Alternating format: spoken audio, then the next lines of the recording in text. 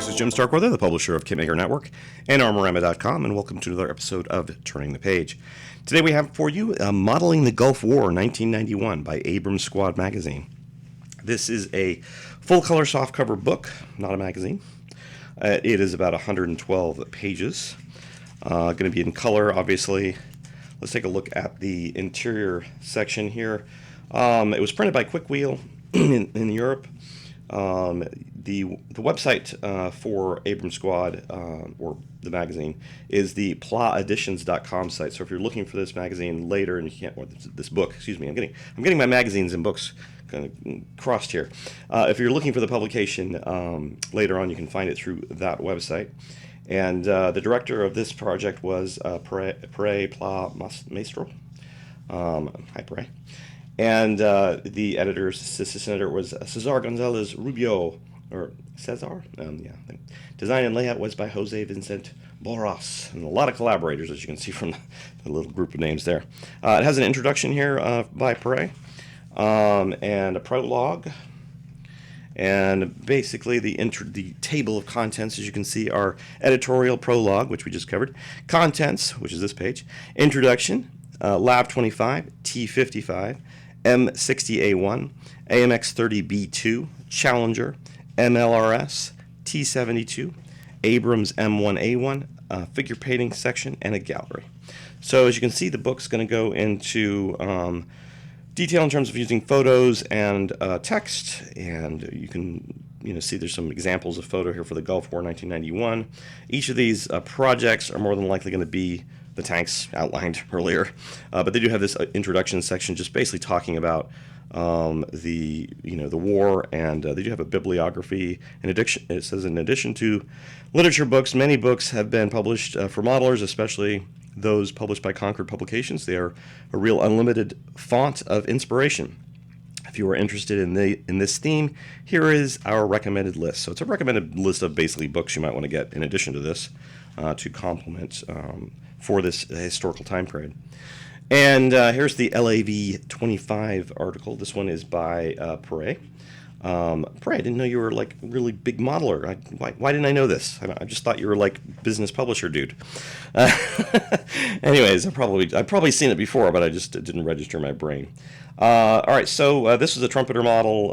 It's going to go over the project, obviously, in pretty good detail here, showing at least finished construction with an addition of detail, aftermarket parts, and photo etch going into the painting and the sand coloring.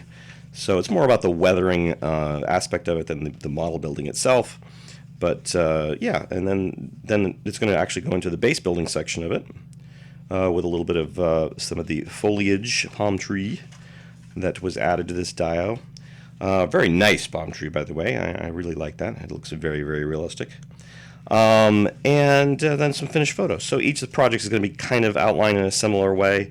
Here's one by Andy Taylor for the T55 Tamiya Model 70. And basically same thing, finished model with final prep before paint work.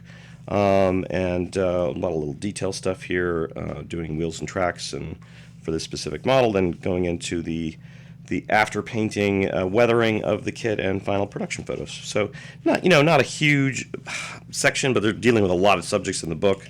So it's going to give you maybe, again, talk about some font of inspiration.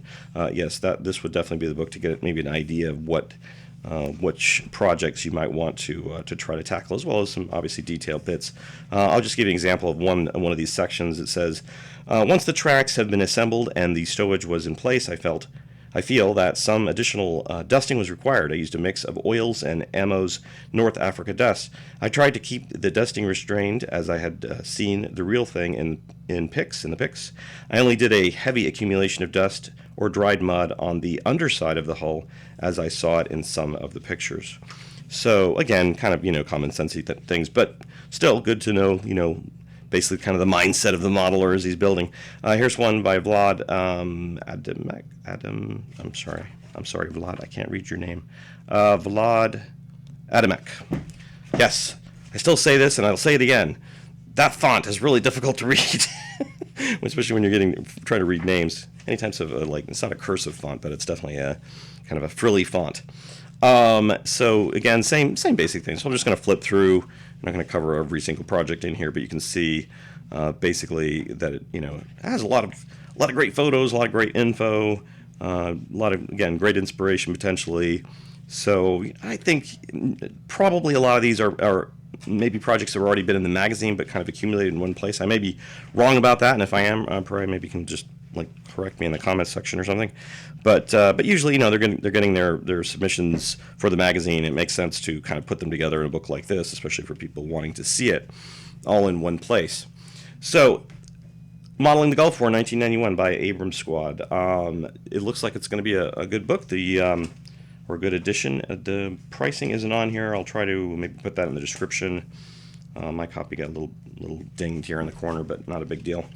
And if you have any comments, suggestions, please leave them below and give us a like if you like this one. And we will see you next time on Turning the Page.